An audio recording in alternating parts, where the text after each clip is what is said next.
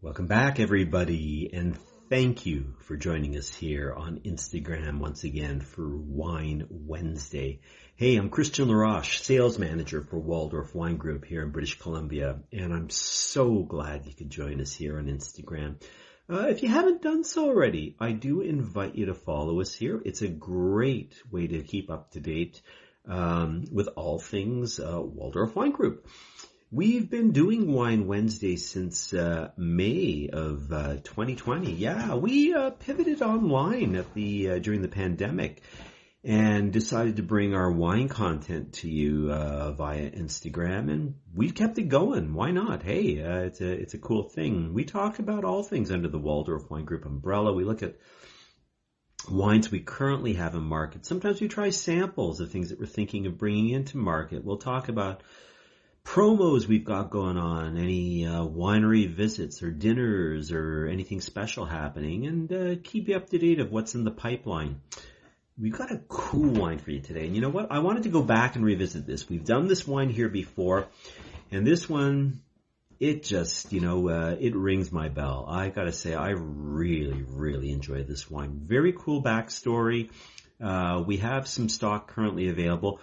It's a wee bit different, and I like wines like this that they're not cookie cutter. They're a wee bit off the beaten path, and it's what makes wine enjoyable. As mentioned, let's flip the camera. Let me show you what we're trying. We're down in the deep south of France with our friends at Chateau Coupe Rose and the Minervois. Yeah, we're in the Languedoc region. And we're trying some rosé wine, but hey, this isn't your typical rosé wine. This is Fremillant rosé, and if you notice the vintage too, it's a 2022, and it's like, okay, not old, but certainly not young either. I wanted to try this because, this is a really good example of what I like to call a beefy rosé, the manliest of pink wines. This has got a lot of stuffing to it, and it's a rosé that can actually age a wee bit. It's got lots of texture. It's got lots of extract. It's not oaky, but it's a really cool, typical southern French blend from the Languedoc. Very rough and tumble, blood and guts type of rosé.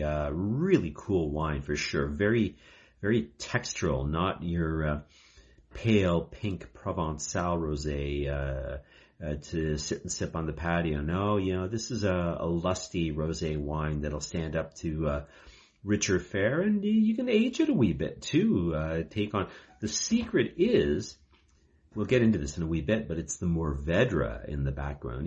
This wine is not a million miles away. There's a well-known wine from Bandol, sometimes based on Mourvedre, and they do a age-worthy rosés there. This is from the Languedoc, and not a million miles away stylistically, I'll say. So, let's flip the camera out once more. So this is our good friends, the Le Calvet family, and they're 13 generations, tracing their roots going back to 1614. This is an organic estate. It's been certified organic since 2013. They're also biodynamic, certified since 2021. We'll get into that a wee bit later. This is managed by Françoise Le Calvet and her husband Pascal Frison, along with their son and daughter Matthias and Sarah. Sarah came out not a while back to visit us here in British Columbia to spread the gospel of the Chateau Coupe Rose wines. These wines are mostly available to private wine shops and restaurants as restricted speculative products, as is the case with our Fremillant Rosé. We also carry the Bastide Red, the young red from them. And also at BCLDB, we have available a natural wine, no added sulfites, called Naturamania. Very cool wine. For those of you wanting to try natural wine without breaking the bank, that's a great wine to check out. But for our purposes today, we are trying the Biodynamic wines from Chateau, Coupe. This is a family affair, as mentioned, tracing the roots back at least to 16, 14, 13 generations. They were tile makers, hence the name Coupe Rose. But they started off farming 15 hectares of vineyards, and now they have amassed around over 40 different plots, and they're probably closer to around 55 hectares now. But what this is, and we'll pull this up in a wee bit, I'll show you the pictures. We even got a video to show you as well, too. But this is high up on a plateau near the villages of Minervois and La Canette. And we're kind of talking, this is really, really, really harsh environment high up on that plateau, quite desolate. We're sort of floating between 250 and 450 meters above sea level. And it's a cool mix sort of between Mediterranean and continental climates. So, you get cool nights and moderate temperatures, and it allows the grapes to ripen slowly. Also, we have some good acidity and flavor, really, really high-toned garrigue, the underbrush aromas, and nice dense fruit as well. But very cool area. What else can I tell you about the wines? For our purposes, so certified organic since 2013, but also, hey, there's our good friend David Lancelot. I see you there, David. Glad you could join us. But also biodynamic. So what the heck is that? What it is, it's an approach, and I like to call it almost a logical extension of organics, but it takes it a step further. Basically, what it does is it follows some of the teachings of Rudolf Steinert, and it treats the vineyard as an entire living organism. So lots of things they'll do. They'll follow the astral calendar for all their vineyard practices. Lots of cover crop, friendly, flora to promote pollinators. And a lot of times they won't till the soil because they don't want to break up any of the bacterial cultures that are living in the soil. Lots of things, burying cow horns with manure in the vineyards, and bottling by the full moon for high atmospheric pressure, and the whole thing. Very, very hands-on, very, very involved process. Cool wines to say the least. And like I say, they do the whole gamut: organic, biodynamic, and natural. No added sulfites as well. So, very, very cool. For those of you just joining us, this is the 2022 Fremillant Rosé. This is 40% Mourvedre, grape we sometimes see in Provence. We see it as well down in southeast Spain, between Alicante and Valencia, known as Monastrell as well. This is 40% Mourvedre, and this really gives the wine a very skookum backbone, a lot of red fruit, a lot of raspberry, even some dusty tannins on this wine you might find. But this is a direct pressed rosé wine, so they're extracting the color as well from the skins. This is 40% Mourvedre with the balance Syrah, Grenache, and Cinsault. And this is all cool fermented in stainless steel at 16 degrees Celsius, all hand harvested as you'd expect, natural yeasts, 3 months of least contact. And this is just a big honkin' savory rosé, big brambly fruit, and like I said, lots of garrigue going on there. It's a very distinct rosé, and like I say, that Mourvedre really gives it a a blood and guts backbone as well. You know what? I think this might be a good time. I'm going to flip the camera around. We're going to pull up the map. We're going to pull up some photos. We're going to pull up a video as well, too. As mentioned, this wine is currently available here, in BC as a restricted speculative product. So I'll post it in the comments afterwards, the code and things like that, too. You can DM me or shoot me an email at christian@waldorfwine.com. And that's Christian with a K, Christian. I can tell you about pricing and availability, but we got a wee bit of this left and some of the red and some of the Natura Mania wine as well, too. But let's flip the camera and we'll pull it up on the Google Earth map. Let's get the bottle out of the shot. So we are in the south of France. Most people know the Côte du Rhône here.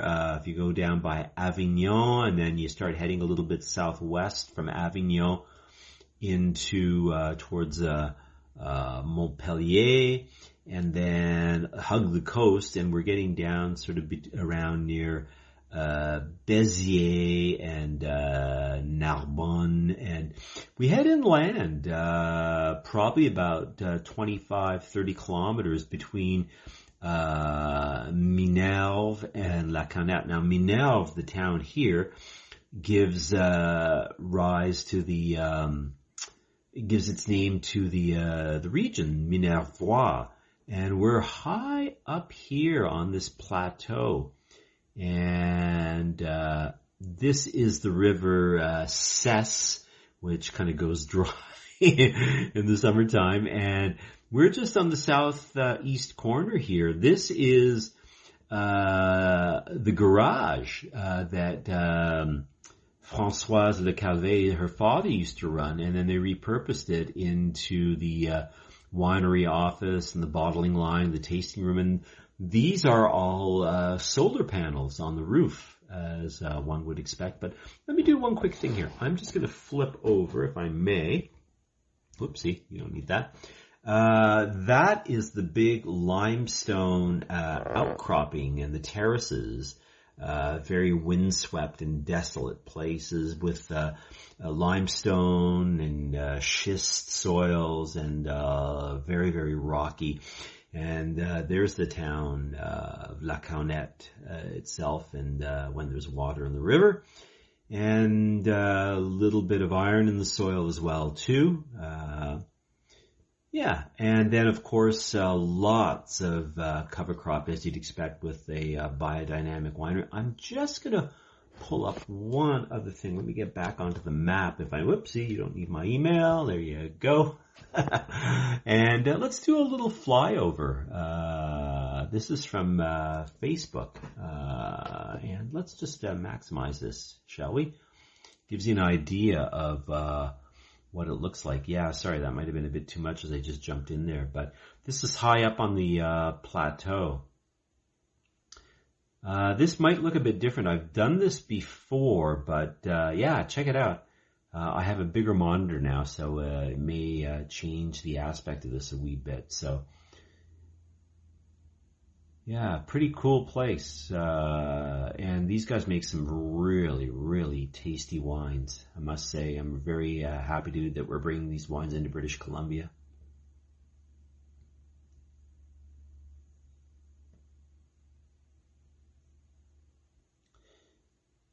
Yeah, pretty dramatic, eh?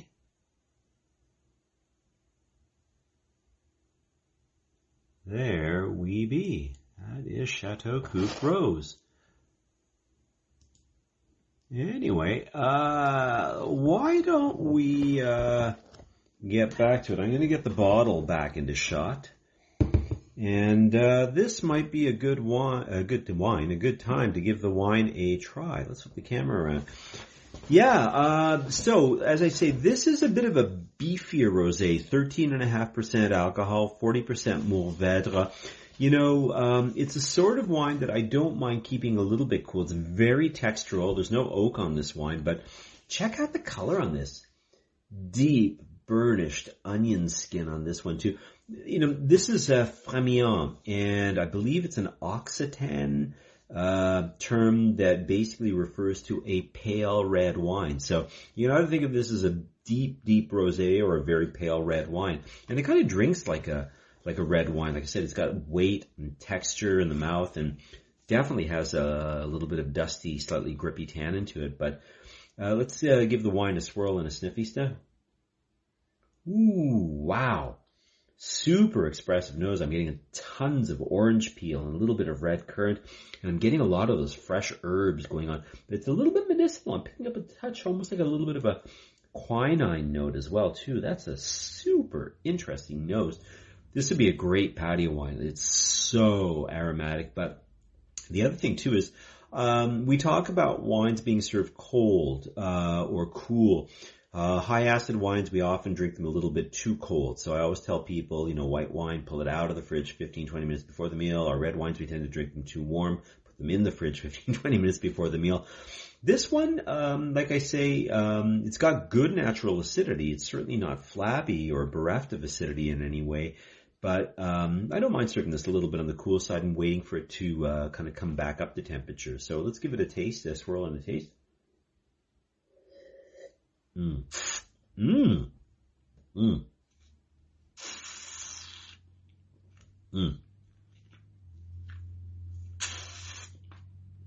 Wow. Really, really opulent. That is a beefy rosé. Picking up that orange peel note again too, but right on the front. It's funny, that kind of quinine medicinal note. It's also got some savory, almost a little bit like a tomato paste note as well. But really silky smooth, and that really fans out as well too. A lot of cling, dusty, sort of in the mid palate. I'm get a little bit of dusty tannin, but quite spicy on the finish. A little bit of white pepper as well too. I'm just gonna have another sip.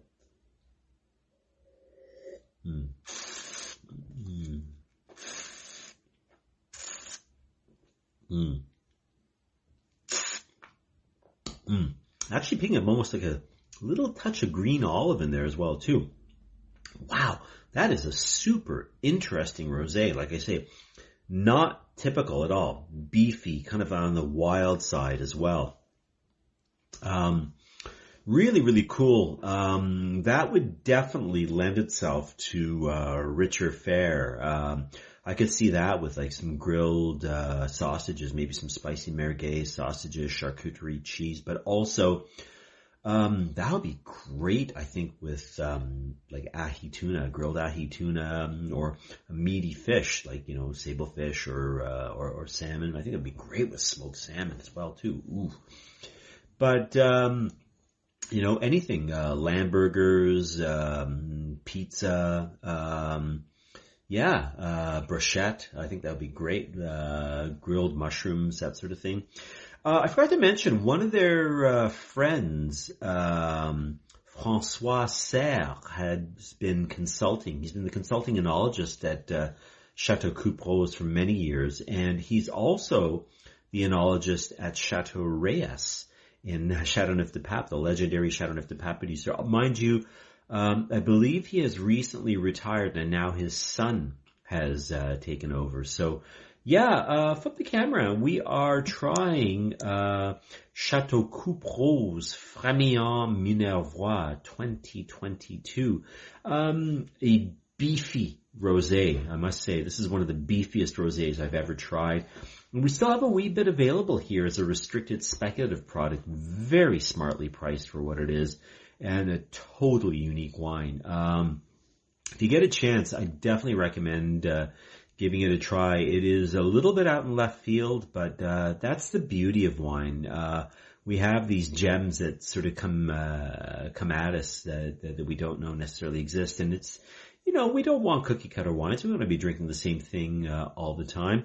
Hey, another thing I'm going to make mention of is the closure. We've talked about this before. This wine is finished with a technical cork, a conglomerate technical cork. These are diam corks. Well, you're looking at it backwards, I guess, on my phone. But what this is, When people make corks, they used to take the cork oak in Portugal, and you have to wait 11, 12 years before the cork is thick enough to harvest, and they peel back the bark, and then they just take chunks out and basically take cork plugs out of it, and you'd be left with this brick with all these holes in it. But what they did now in the case of Diam corks is they'll harvest the whole piece of cork, and then they'll grind it down into cork particles, and then what they'll do is they'll bathe those particles in supercritical carbon dioxide. And what that is, it's carbon dioxide in an in-between state between a gas and a liquid. And they were using this as part of the process for decaffeinating coffee. And what's cool about it as well is once you have cleansed those particles, you can keep using that same batch of supercritical carbon dioxide over and over again. So it's good in that regard. And then those cleansed cork particles are put back together, and then they're bound by a natural binding agent using things like beeswax and other particles. But what's great about these wines is, these corks rather, these technical conglomerate corks, is they help to get rid of the incidence of cork taint. And a lot of our suppliers seem to be moving over to it now. We've got a number of producers going to it. We're so glad because, gosh, in the bad old days, when you get a bad batch of corks or what have you, you get whole batches of wines that would be being returned. So it's great to see that now. So anyway, hey, we have been trying Chateau Coupe Rose Fremillant, the pale red wine, Minervois from the Languedoc region. Currently available here in British Columbia as a restricted speculative product. So yeah, check it out. Drop me a line if you're interested in anything, and I'll hook you up with the details. We have lots still in the pipeline, lots of wine still coming in. Hey, we're just about getting into summer soon, and wow, where's the year gone? Very quick. We're still in spot prawn season. Hey, actually, Fremillant Rosé wouldn't harm a spot prawn. Lots of wines are EcoCert certified, bee-friendly Bordeaux. Chateau Languedoc from Bruno Belay and his family is going to be arriving pretty soon, and a few other wines are still in the pipeline. I'm going to have some more Lopez Heredia wines coming in too, so if you're interested in that, drop me a line. We've got some other wines showing up. We've got some more Loire Valley wines showing up pretty shortly. A few more German wines showing up. Lots of stuff in the pipeline. It's a busy time of year. Hey, if you haven't done so already, I do invite you to follow us here. We're up to about 575 followers and growing on Instagram. I'd love to have you join us here. Not sure what we're going to do next week. I don't know, maybe we'll go back to Spain. Maybe we'll go do some more Bordeaux, what have you. But yeah, you have to tune in to find out. So anyway, hey, I'm Christian. I'm so glad you could join us. Look forward to seeing you again soon. Take care. Bye for now.